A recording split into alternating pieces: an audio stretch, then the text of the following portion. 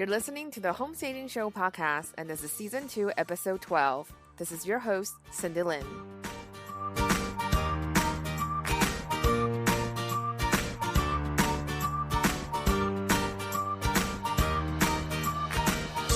Hey guys, welcome back. I just realized that after recording for like 30 episodes, I haven't really introduced myself and the show. If this is the first time you're listening to the podcast, I'm Cindy Lin. I'm the founder and owner of Stage Home Staging and Design in San Francisco Bay Area for the past 10 years. My goal for this show is about helping homeowners to create a beautiful space to live or to sell. So on the show, we talk about real estate, home staging, and lots of styling and DIY tricks. We are currently on season 2 right now of our show. During the first season, we had a different name. It was called the 30-Day Home Staging Challenge, which was part of the launching effort of our online home staging course, Stage Your House Like a Pro. So the 30-Day Home Staging Challenge went on hiatus for a little bit, but we will be relaunching that free challenge very soon. So keep your eye out for that if you're interested. It is almost Thanksgiving. I just want to take this moment and say Happy Thanksgiving. And I also want to take this time to tell you how much I appreciate you for being part of our community. And I'm incredibly humbled and grateful when I get feedback from you guys, whether it's on our blog or through the podcast or in the Facebook group. If you enjoy the show, please take 35 seconds to review and rate the show on iTunes. That helps other people to find our show and help us get more great guests to be on our show. So thank you again for listening. I really appreciate it. It's always been my dream to interview other guests about their expertise in creative areas of styling and home decorations and stuff like that. So it is a very dream come true by having this podcast. So thank you so much for supporting me through that effort. It is Thanksgiving time, so that means Black Fridays and Cyber Monday. For our shops, both on stationmore.com and ecojo.com, we are doing a site-wide 30% off, but as our podcast listeners, you're going to get 40% off. Just go to www.stageformore.com/shop. So our website, STAGED4MORE.com. You can get your checklist, open house checklist, pre-photo shoot checklist, that kind of stuff, EcoJoe, smudges, and whatever you like, just by enter Happy Turkey 40 when you check out. Again, that promo code is Happy Turkey 40. So HAPPYTURKEY 40 when you check out. Also, we're doing a promotion for our Stage Your House Like a Pro course at $50 off of the normal pricing.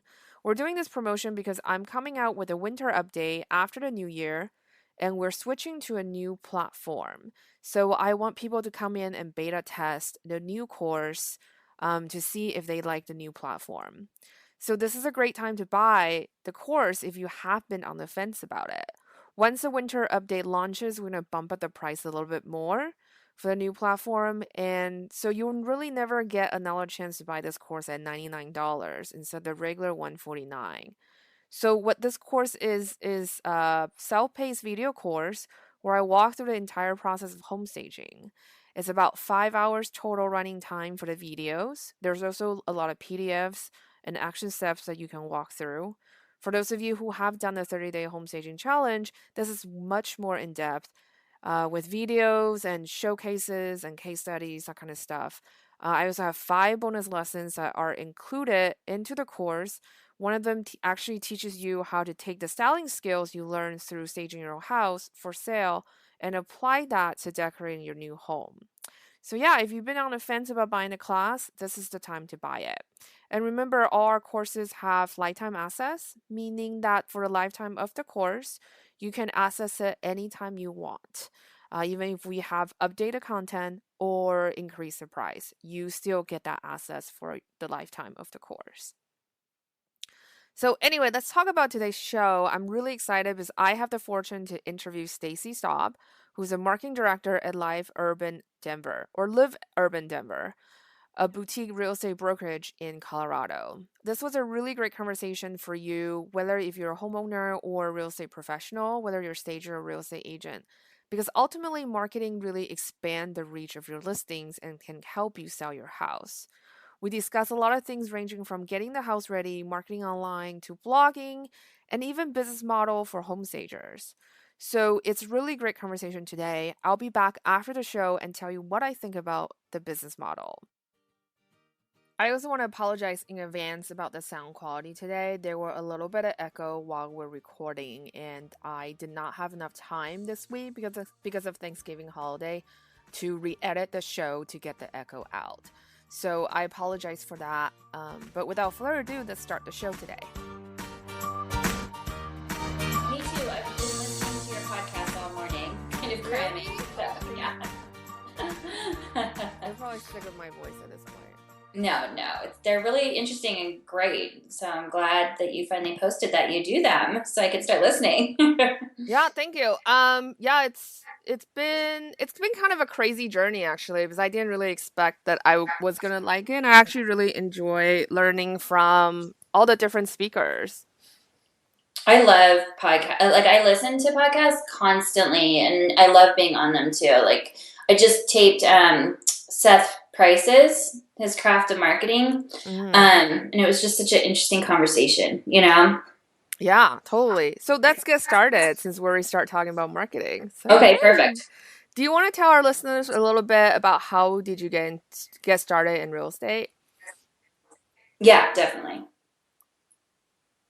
So do you do an intro or anything, or just jump right in and start answering questions? You can just jump right in, because I would do an intro. I record an intro when I put the episode together. Oh, perfect. Okay. Yeah. Okay, cool. So I took kind of a roundabout way into real estate. I was working for a web development company, and one of their main target markets was large independent real estate companies. And as we grew and started taking on bigger and bigger clients, one thing that they were looking for was a realtor on the web dev staff, because they really felt like there was a disconnect, which often happens between geeks who are programming and building these platforms and realtors who then have to use those platforms, who maybe aren't as techy. So I volunteered to get my real estate license and be that person. And once I got my license, I did a transaction for us, and we, sold and bought houses. And then I started helping my friends and started realizing, wow, like, I actually love real estate better than I love sitting in an office all day, creating marketing. So I ended up leaving that company and just selling real estate for about 7 years. And then as often happens, I've kind of come full circle, and now I'm the director of marketing at Live Urban. So I really get to put, all of my education and skill set to work for the benefit of all of our agents and our whole company now. That's really awesome. And then you told me that you're doing marketing for 70 agents? Yeah, we have 70 agents in our office, and we have a kind of 3-man marketing team. So we create everything that they need to build their businesses and market themselves, as well as the umbrella brand of Live Urban. So we do everything in-house. It's crazy. Do you want to talk about Live Urban a little bit quickly? Because I know, and what market you're in, because I know not you guys are not a national franchise company. You're pretty local, correct? We are local. So we serve the Denver metro area. Like I said, we have 70 agents. We're celebrating our 10th anniversary in January. So that's really exciting. And the brand has really grown very organically. I'm really proud of, how well the brand has withstood the test of time. It has seen Denver, we've watched Denver really evolve as a city and grow so organically. And I really feel like Live Urban has done the same thing, in tandem almost. Downtown Denver used to be like a ghost town on the weekends. There was no one living downtown. And now everyone wants to live downtown. And so this niche that, was identified when Live Urban was created has really grown into itself. And now it's perfectly positioned to take advantage of Denver's growth. I think that's very cool. And I'm very intrigued that you're doing 70 agents marketing. What does that look like for you guys? Do you do a central marketing program for basically every listing that comes through? Or is it kind of on on the shoulder of an agent too, kind of they have to take some responsibility in terms of marketing? No, so basically we have taken kind of the system and made it super easy for agents to use it. So we have what we call a marketing menu, and they fill out a marketing order form for every new listing. And then we just basically fill in the slots. So everything from, yes, we create a flyer for every listing. We create, collector cards. We might do a just listed, just sold postcard if they want. We'll do, 4-page full bleed flyers, or, a simple PDF that they can print on our copier for faster turnaround. We'll do banners. We do all the signs. We do everything, really. The agents are responsible for getting their properties ready, and we have pretty strict quality control and expectations around that. So they, stage and professionally photograph every single property. We don't put anything on the market that doesn't look perfect. So that really helps us, because then we have all of these beautiful pictures to play around with when we're marketing the property. That's awesome. I love it. It's like all the things I want to hear. But there's so many agents that I feel like I don't know, like I have done staging for clients or for agents. They're just like, oh, I'm just going to take this on my cell phone. And I'm like, well, you can, but I really highly recommend to just get a professional photographer.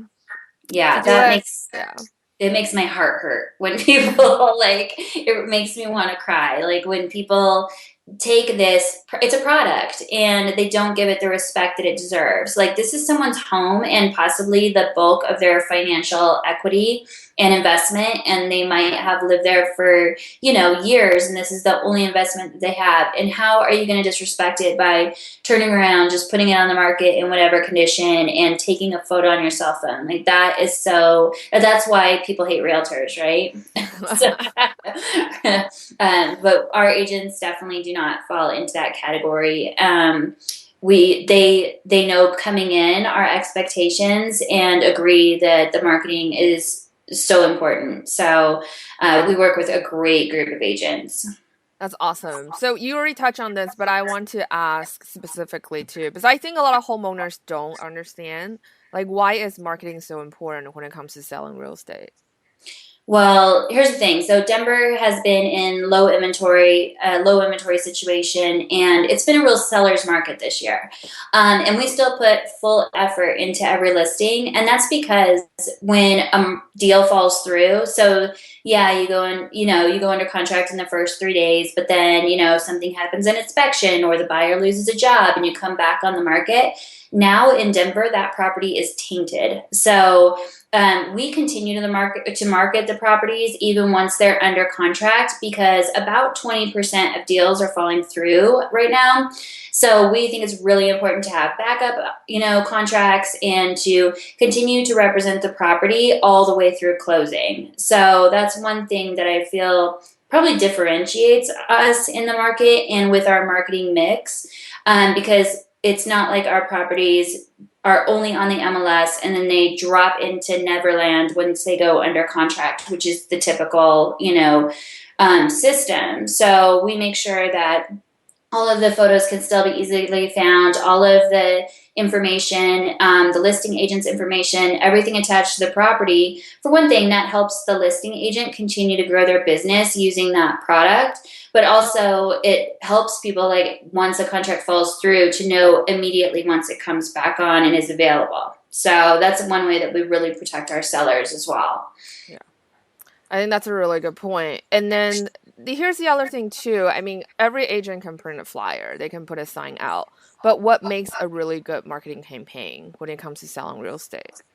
So I think ours is pretty fantastic. It's very all-inclusive. So once we get photos for a property, it kind of like hits the go button for me, and we do all of the print collateral, and yes, that happens. But then I also write a beautiful blog post about every single listing and then push that out everywhere that I can. So you'll see every one of our listings on Facebook, where we have 6,000 followers, on Twitter, where we have a great audience and a nice following on Google Plus, even on house.com. I put those pictures everywhere so that the property is exposed to the biggest audience possible.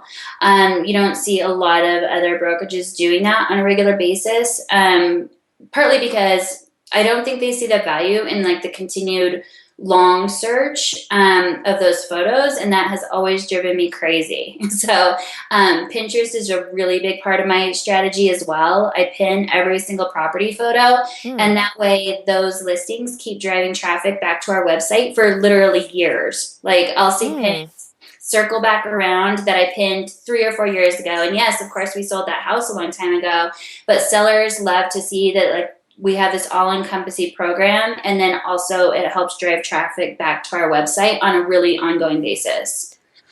That's really cool, actually. I think I've heard so many things about Pinterest marketing. I think that's one of the things that are actually more practical, I feel like.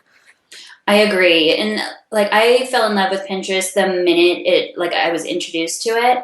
And so I've always been a huge fangirl for Pinterest, but I've really, I think, nailed down a strategy where it's not just pretty pictures floating around on the internet, right? It's like a very strategic way of using our listings to develop long-term SEO, really. Yeah. And I love you're a techie too.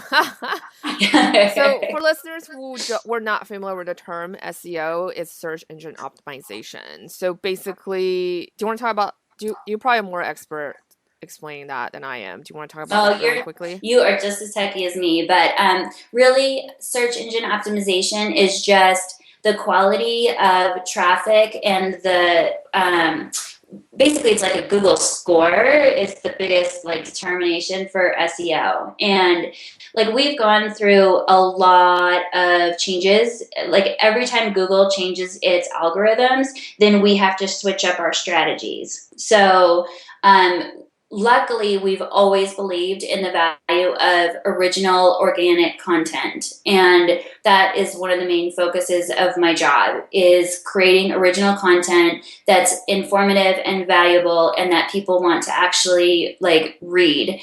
And now, with the last couple of changes that Google has made in the way that people are finding websites, like that's paying off for us really big time. We never invested in a lot of like backlink strategy. We never really bought a lot of leads, or, we never bought traffic. We don't run a lot of ads. It really is like people Googling, like, what do I need to know about leasing a solar system, and finding our website and then realizing that we're the experts in this area.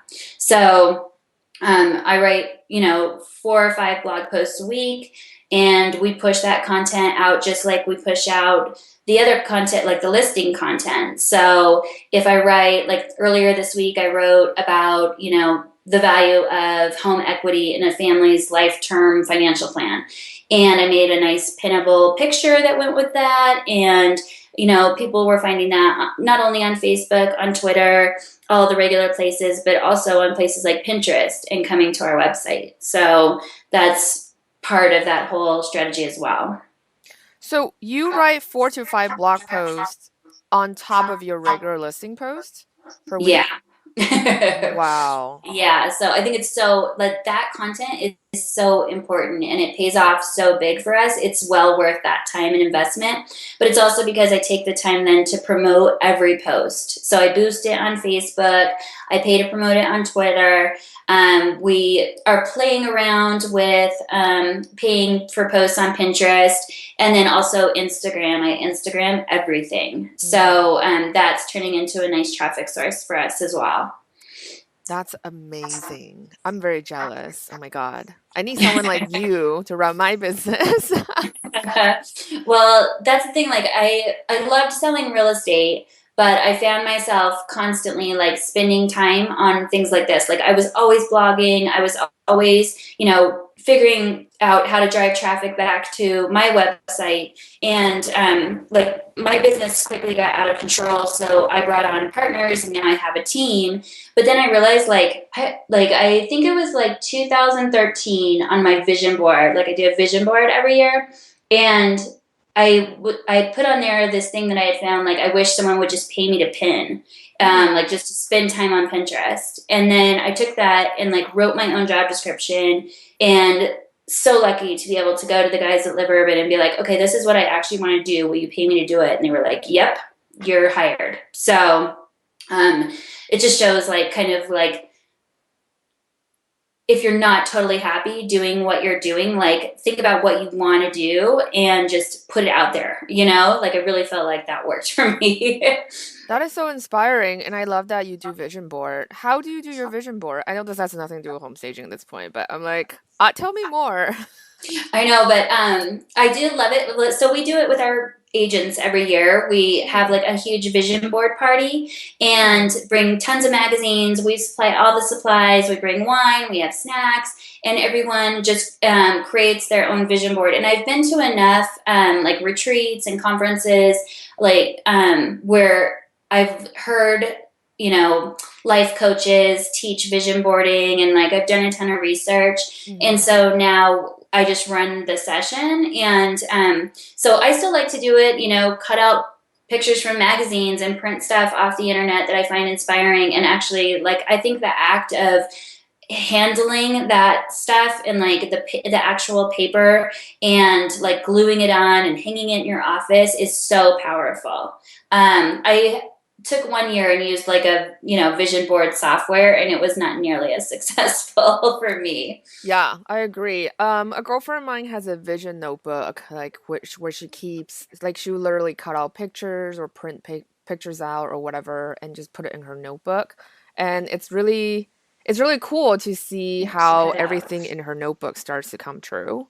But I think once you be able to visualize that, like, you are able to kind of start making it happen because you can see the end result. So I think that's actually very cool. Yeah, it is. It's so amazing, the power of that, and just, setting goals and then deciding what it's going to take to achieve them, I think is just so important. And we do that with our agents every year. We have a 6-week business planning.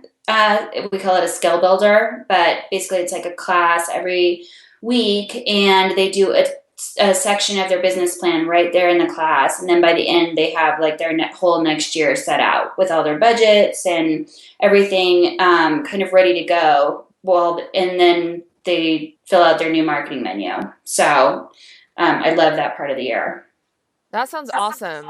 I don't want to be a real estate agent, but I want to join your brokerage. Just come work with us. That would be so fun. I know. And I love that you're a huge techie. So what are some of the trends that you're seeing in the real estate world right now? So I think that we're, especially in Denver, but we're seeing a real shift in architecture here.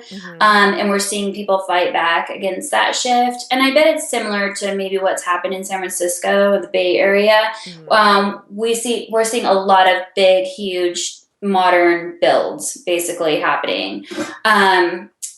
And people feel like it's, sort of losing the character of the neighborhood or whatever. Yeah. But the other interesting thing is that mid-century modern has gotten so popular and in demand here. So I love marketing mid-century modern homes when we get those listings. And we have a stager who's really good at styling mid-century modern. And so those have been super fun to play with. Cool. Yeah. So do you stage every listings that you have? So it depends on the client, but usually there is at least some staging that happens. So we do have a stager that works in-house with us, and she stages, hundreds of our listings a year. She works so hard, and she's so amazing. But she'll go in for an initial consultation. Sometimes she just gives the sellers a list of what needs to happen, and then she goes back and tweaks with their stuff after they've finished their to-do list. And just makes their place look like $1 million with all of their furniture and accessories. Or she will bring in a whole house full of furniture to stage empty listings if needed. So it kind of runs the gamut. Like, we're really lucky we have some really stylish clients who sometimes you walk in and it's just like, well, you don't need to do anything. This looks perfect. But it's because they know what they're doing. In most cases, it's that balance where it's comfortable for them and they have some nice things, but it's maybe not set up ideally to sell the home. And so that's what she comes in and does. Yeah, I find that tweaks are really important because how you live and how you sell really is very different. Most of the time it really is, and people just can't picture. It's part of the like disconnection process for people too. I think that once she comes in and moves furniture around and takes stuff out and moves the art around and takes down personal photos, I think that it helps to people for people to start seeing their home as a product and not their place, their heart. So I think it's a really important process, even if they live in a showroom. Hmm. I still think moving the energy around and kind of letting go of maybe some of the emotional attachment is just part of that process that needs to happen. Yeah, it's very interesting. I love you mentioned that because I find that the whole process, it is a process. And throughout the process, your own energy shifts too. And how you feel about your house will start to change as well because you're really getting used to the idea. You're starting to really get used to the idea that you are selling this house, and that's why you're making all those changes in your life for it. Well, and that's vital too because, sellers can't get out of a contract very easily, Hmm. so I think they need to be very sure that they are ready to sell their home when it goes on the market, and not have the chance to change their mind, really. Yeah. And packing up some of their stuff sort of helps with that. Like if they've already got boxes stacked in the garage and they've moved some stuff to storage or whatever, that really helps that shift. Yeah. Sometimes they just make it easy for them too. Hmm. Yeah. And then, so speaking of technology, so I see that consumers today have a lot of information at their fingertips. Essentially, they can Google or go on something like a Zillow or Trulia or Redfin. And I can see how sellers can get inaccurate information and expect their agents to match that expectation. How do you work with sellers on that? So it's interesting in the Denver area because our listings are not automatically syndicated to Zillow and Trulia Mm. anymore. Our MLS ended their agreement, and so I would say when there's not exact numbers on this, but I think about 40% of the inventory here is not on Zillow or Trulia. So for people to really see what is actually available, they have to go to websites like ours, like Redfin, like someone that has an actual like IDX syndication license, to really see all of the product. And so we're starting to see a lot more people come to our website rather than going to Zillow first. Right. Although I think it takes a while for people to realize that they're not seeing everything on those websites and they're not seeing current, accurate information. But our agents are really good about being able to turn that situation around. So if someone calls our office and they're like, "Oh, I saw this house for sale on Zillow, but I can't find it on your website," they can look that up really quickly and then be like, "Okay, that's because that house sold 6 months ago. Unfortunately, that wasn't updated on Zillow or Trulia. But if you use our website, it has the most up-to-date information and it updates every 15 minutes directly from the MLS. So it really is the latest inventory." And so I think it's easy to convert people to use a more accurate website. And I have to say that I'm so impressed with Realtor.com lately. Mm. Their overhaul and their new look and their content lately has been totally on point. And finally, a true representation for realtors, so I encourage people to go to Realtor.com as well. Yeah, I agree with that as well. I think the whole new branding looks very fresh and very on point and very current. And I think the key word being current because I think most people have this idea of real estate agents are like dinosaurs in terms of technology. Um, and today's buyers really are, and sellers too, are starting to become, the younger generations, the millennials, and they're really technology driven. So I think it's on point for them to make that shift in the business model. I agree for sure. And that's one of the reasons, like, we have our text number right at the top of our website. And I'm the one that has that phone or that text number, and I get texts all day long from people just wanting to ask a simple question. They don't want to bother with a phone conversation. They just want to know if the house is on the market. Maybe they're standing out front and see a sign, or they're, relocating to Denver and looking for a realtor. And we're seeing more and more of our leads come in that way. Only because that's how people, really prefer to communicate, especially up front. Because I know for me, like, I'm not a big phone person, and like to have a phone conversation with me is like, that's an investment of my time when I, can't really multitask, and it's, more difficult for me to handle 5 or 6 things at the same time when I'm talking on the phone, but I can text with 10 different people at a time. So I really think like more realtors need to realize that like they need to communicate with people on the platforms that they like to use. And I always encourage, so if I get someone that says, hey, I'm coming into Denver this weekend, I need an agent to show me around, and I'm looking for a condo downtown, I match them up with an agent who specializes in that area. And then I make sure and tell them, like, hey, text them first, because it's disrespectful, I feel like, to then call that person when they've reached out by text. So sorry, that's a little rant on my part, but I feel so strongly about that. No, I actually really agree with that, because I think you need to match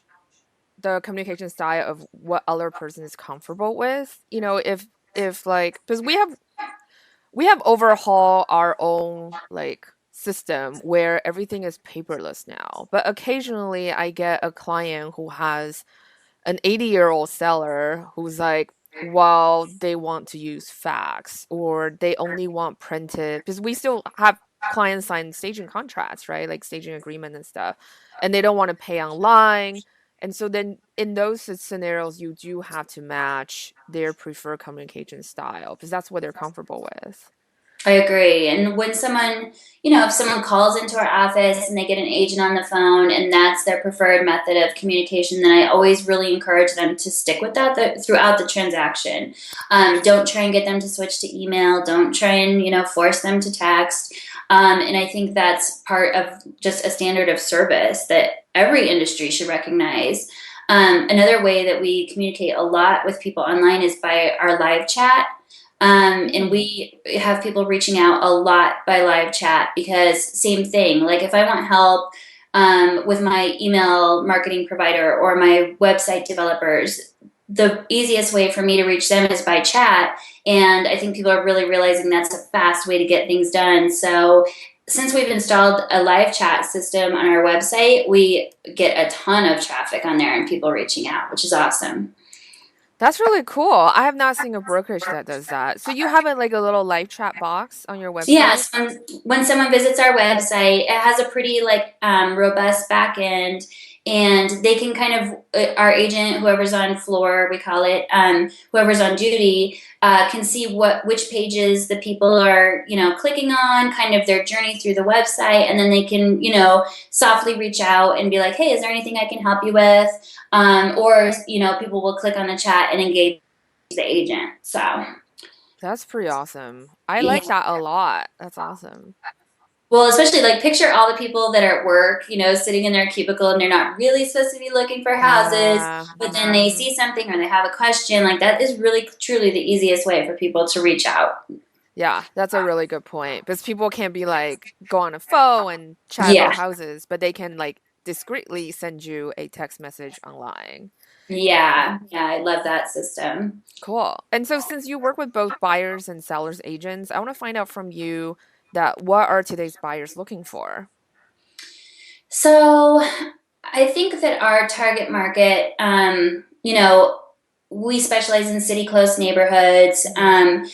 But they run the gamut from, first time home buyers who are looking for a little starter brick ranch kind of place, all the way up to, $1 million lofts downtown. And I think, though, there are trends that are here to stay for a bit. I think open layouts, things like that are here to stay, at least for the, next few years. And I think that homes that are clean and clutter free and that show really well and are tastefully accessorized. And like people really want those little technology things too, like USB chargers in the wall, things like that are starting to come up more and more often. So, I think it's really important as a homeowner to watch those trends and make sure that you're reaching those buyers with your product. That's pretty interesting. And so when you're working with sellers, say they have a home that they haven't updated for 10 years or 20 years or even 30 years, would you recommend changes like this? Because we usually tell them to switch out the hardware or like the lighting plates and that kind of stuff. Would you actually like recommend to install stuff like USB charger kind of Yeah. thing?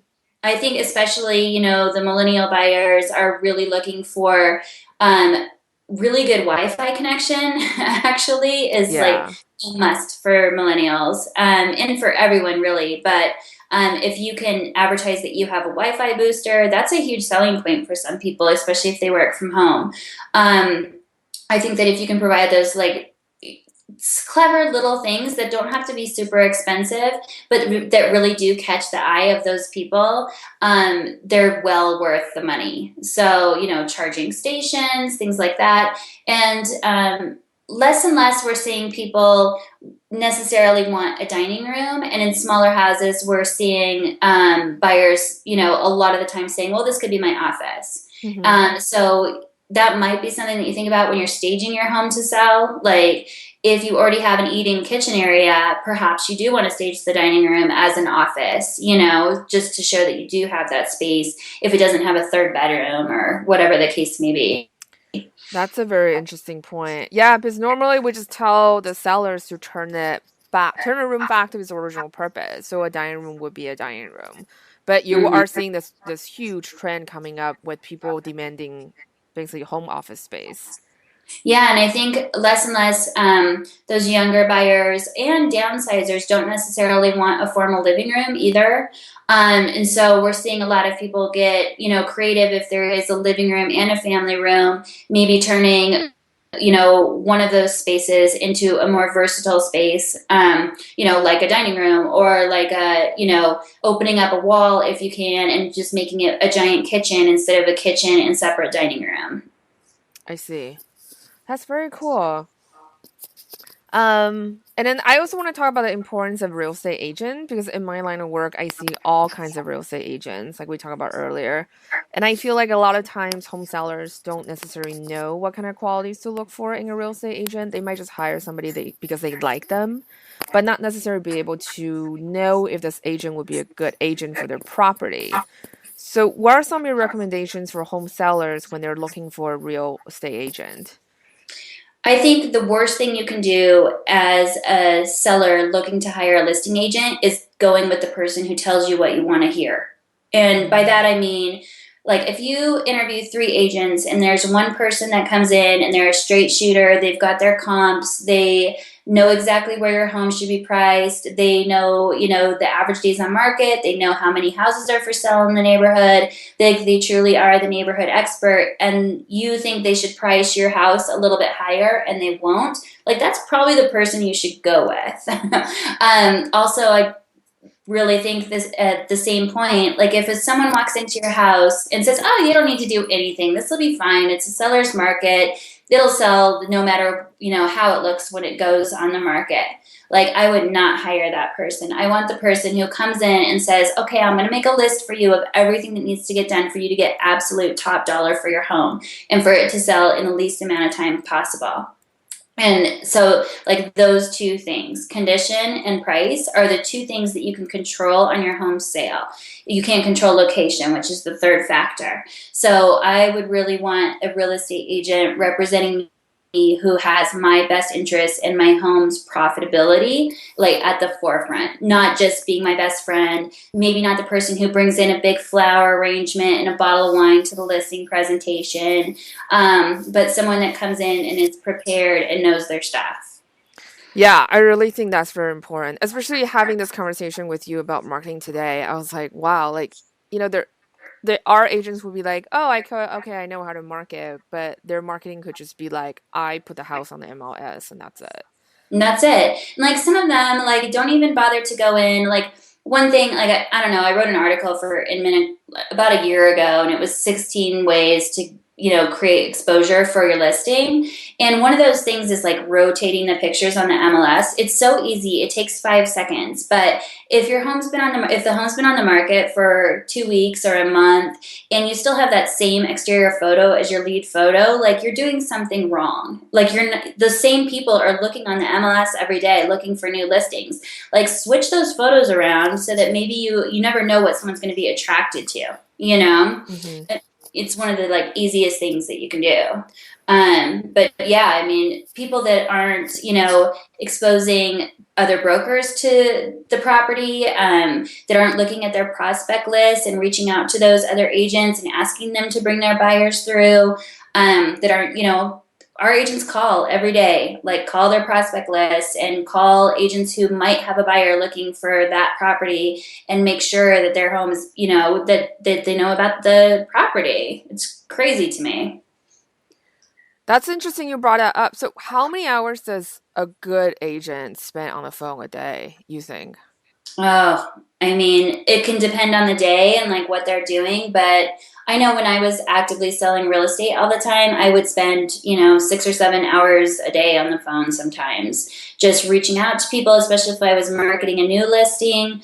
I would be, creating targeted emails to those agents as well as calling to make sure that they receive them, planning broker open events and making sure that, they had a motivation to get into the property.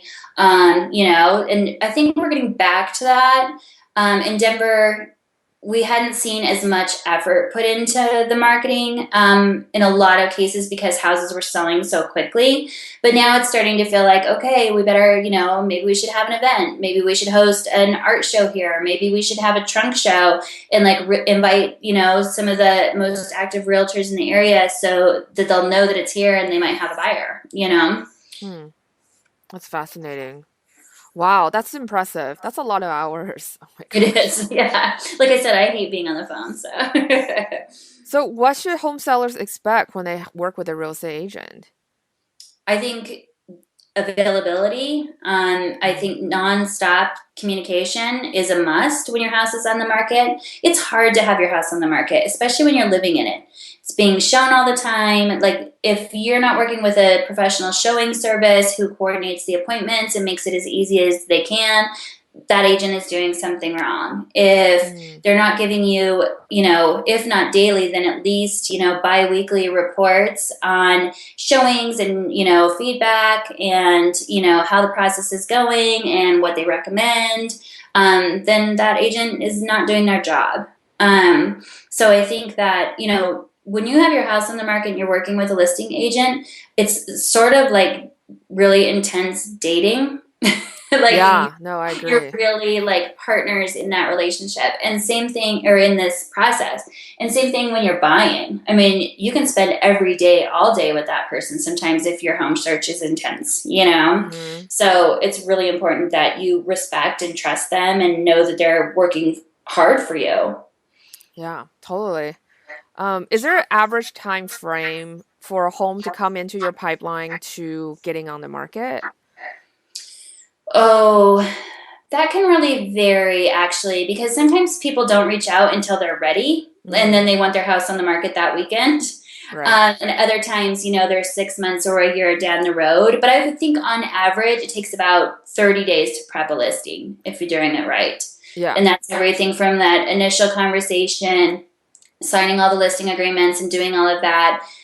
We have a clause in all of our listing agreements that allow us to do pre-MLS marketing for our properties. So I've created several different groups on Facebook of agents in different areas where we post, coming soon listings. We can do some coming soon, like kind of stuff on the blog and on Facebook to try and generate some interest for a property before it even hits the market. And then once it hits, then we are full throttle promoting. So yeah, I would say about 30 days would be average. Yeah, I agree with that too. But usually, if you need to do some updates, we generally just do the basic updates, like painting, refinishing hardwood floor, or change out the carpeting. All in all, you should be able to do everything within 30 days. I agree. Yeah, unless it's something major like you're getting bathrooms or something, then I don't think there's anything that can't be done in that time. Yeah.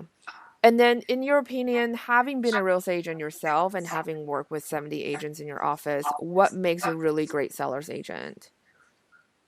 Um, I think the key is really communication and transparency. So from the get-go, being completely honest about how the situation is going to go. And I know that as part of our listing presentation, we say, like, selling your home sucks, right? So Yeah.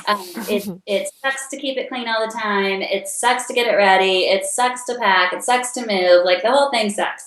But if you want to sell your house, like, there's a process that we have to go through, and every step of the process is very important for you to get top dollar and sell as quickly as possible. And I think that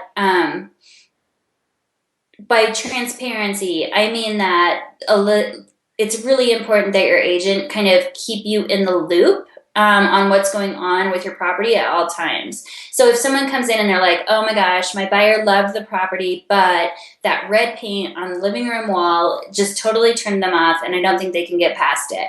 Like, being able to call, having a relationship with your seller and being able to call them and being like, we talked about the red wall and we thought maybe it would work, but it seems like it's turning off buyers. Do you mind if I get someone over there to paint that for you, so that we can maybe get this person back in and they can see it again.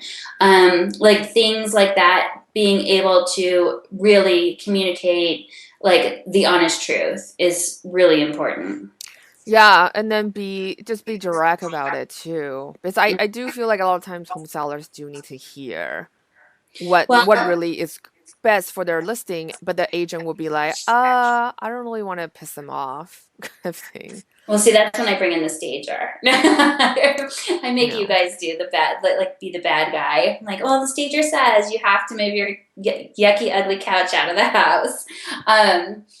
But yeah, I think it's really important to have the confidence as an agent too, to know your stuff and know that you're right, like, no matter what the seller says, and to not overprice, which is really tempting when you're up in competition with other agents. And Susie down the street said that she could price your house at $350,000, but the comps, and it won't go for more than 300. Like, being able to turn down a listing because that they're going to overprice it, it takes a lot of integrity. Yeah, pricing is so tricky. It really is the number one reason why listings don't sell. Mm-hmm. Yeah. It's vital.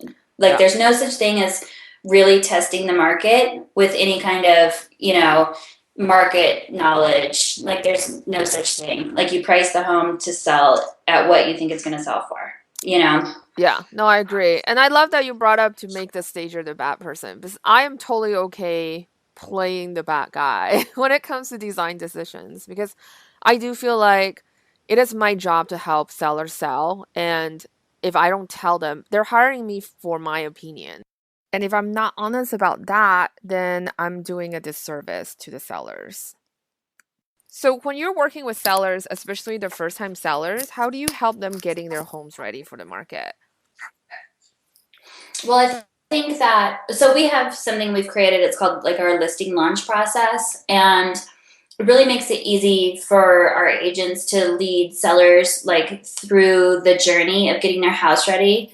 But typically the process looks like, an initial visit, create a list of stuff that needs to happen, whether it's, small cosmetic fixes or changing out lighting or doing things like that. And then once all of that list is completed, and sometimes, agents do help with that process. Like, if there are, if it's an estate or if it's a situation where the seller just can't manage those things or manage those tasks. A lot of the times, we have handymen and we have a long list of resources to help our clients. And then once it's ready, the stager usually comes in, tweaks everything, and photos are usually taken that same day, just to make it easier for them to keep it looking absolutely perfect for photos. And then we typically start showings on Friday afternoons with a happy hour. And that we invite all the neighbors. So we have some cute little, like, door knockers we've created for them to use, and they write the time, and it's basically like an invite to a party on the block, or in the kind of like 3 block radius or whatever it looks like, to really like help the listing launch in the strongest way possible. So what we've found works is a kind of wine and cheese happy hour on Friday for the neighbors. And sometimes they invite their friends that are looking to buy in the neighborhood or whatever. And then we have showings start on Saturday at the open house. And we have open houses on Saturdays and Sundays. And typically what's been happening lately is the house does go under contract that first weekend. If it doesn't, then we really then on Monday start, looking at like, okay, why did the house not sell? Is it the price? Is it, something about condition? What's the feedback? And then how can we help you promote it? So then that process kind of like goes, into full effect. That's really cool. It sounds like you guys just have a system down, and that's amazing. Yeah, it's kind of like why keep reinventing the wheel, right? So we love it when agents get creative and have an awesome idea, and we can help back them up on that and like create collateral and help them make whatever they're doing a success. But also, we already have such a huge library of stuff to pull from that they can usually find something to use, and we just tweak it for their listing. That's really impressive. I think your brokerage sounds quite a bit different than most like franchise brokerages I've heard about. Yeah.